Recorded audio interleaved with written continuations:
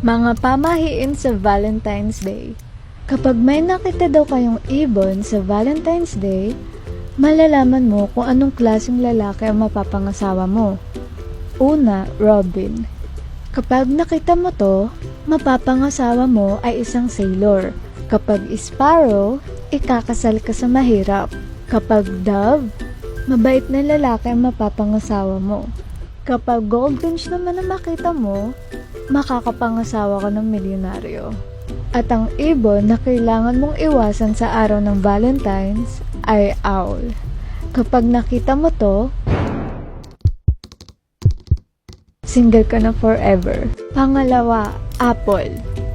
Magre-recite ka ng 5 to 6 names na gusto mong asawahin habang iniikot mo yung stem ng apple. Juan, Pedro, Jose, Aldo, Jo. Juan, Pedro, Jose, Aldo, Jo. Juan, Pedro, Jose, Aldo, Jo. Juan, Pedro, Jose, Aldo, Jo. Juan, Pedro, Jose, Aldo, Jo. Juan, Pedro, Jose, Aldo, Jo. Juan, Pedro, Jose, Aldo, Jo. Juan, Pedro, Jose, Aldo, Jo. Juan, Pedro, Jose, Aldo, Jo. Juan, Pedro, Jose, Aldo, Jo. At kapag naputol sa pangalan na yun, ibig sabihin, siya yung taong magiging asawa mo. At kung gusto mo naman malaman kung ilan magiging anak mo, hiwain mo lang sa half yung apple, bilangin ang seeds nito, at yun, ang dami ng magiging anak mo. Pangatlo, rosemary.